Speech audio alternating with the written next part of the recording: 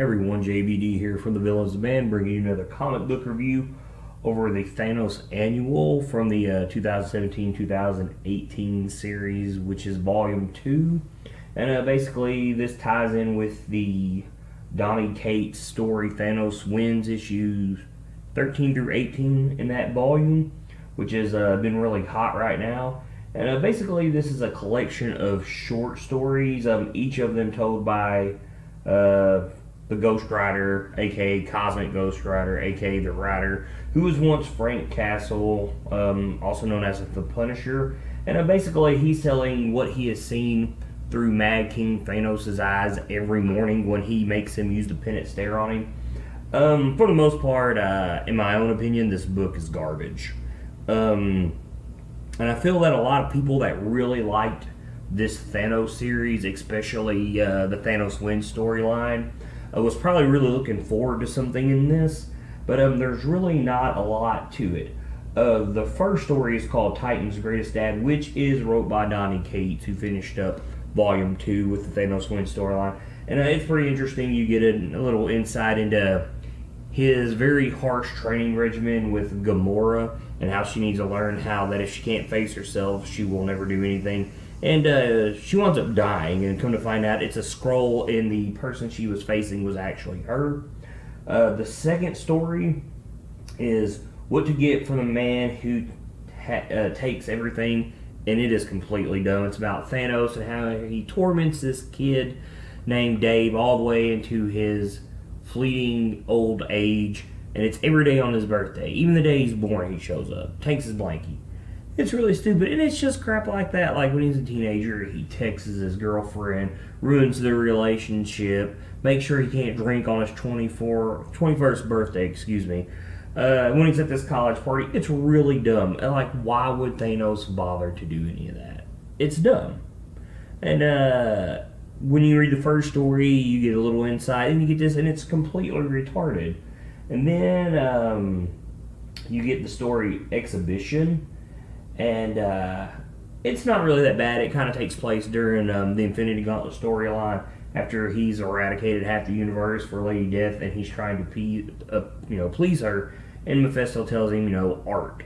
So he basically makes all these planets explode that are basically have to do with peace and art and whatnot, and it's almost like it makes explosions in the sky, like it's a set of fireworks going off to her. It's not bad. It kind of just a little piece of Infinity Gauntlet, kind of just throwing it out there. And then you get My Little Thanos. That was my computer going off, by the way. And oh my god, this is really horrible.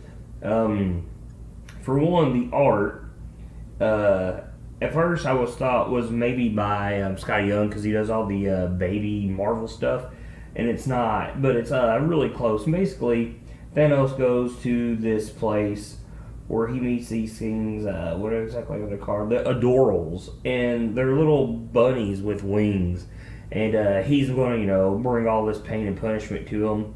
And they tell him they have the heart of the universe, and he's like, you have the heart of the universe, which is from Marvel The End. Really good story if you haven't read it. It's the heart of their universe. And basically, they're doing whatever they can to make him happy, because he says he's going to be their god and kill their god. And so they're like trying to be the first ones in line for him to be murdered, and the first ones to die, and they're very excited about it, which kind of ruins his mood. Once again, a really, really dumb story. And like, it does not fit the character. It's comedy. It's slapstick comedy, and it's not good. It does not fit the character of Thanos. And then they have this story next called That Time Thanos Helped an Old Lady Cross the Street. This also takes place during the Infinity Gauntlet story, where he sees something through the time gem, and he arrives on Earth. This is much later after the Infinity Gauntlet storyline, to help this little old black lady across the street. Basically, he stops traffic. Everybody's scared of him because, hey, it's Thanos. And she just thinks that he's the sweetest thing in the world, and he's flattering her, kind of being a flirt. But it's all for one thing. It's to stop this woman named Stephanie Kircher, who is on the bus that he stops. And with him stopping that bus, she completely ruins her life. stops her from doing a great deal of things like curing diseases, ending hunger, creating equality between all people, and basically kind of bringing a paradise of peace to the entire universe. And just by him stopping that bus and letting that old lady get across the street, she doesn't meet this one woman named Suzanne and start all this. But no, she winds up leading a shitty life thinking she could be everything she wants to be. And as she's dying, Thanos shows up and lets her see what she could have been. Not what you expect from Thanos. I can't see him doing something this low just to ruin someone's life. It's not like him. But it's still kind of funny in a way to know that he would go out of his way just to ruin one person's life completely. And then the next story is called The Comfort of the Good. And basically Thanos goes to this planet, and this is very much like Thanos. This is very much up his alley for what to do. And he goes to this planet where all these people believe that, by doing good and doing good to each other and doing good by each other, that they'll live eternally from their god. Well, Thanos shows up, and he puts an end to that as he kills their god and lets them know that, there won't be no afterlife for them, that they will never be rewarded. And he does it just out of curiosity to see how, once they know their gods died and all this good things they have lived for, will mean nothing. And he wants to know how they'll react now that they know that, well, when you die, you're not getting anything out of it. That will madness take place? Will chaos take place? And you see this as he leaves and brings a smile to his face.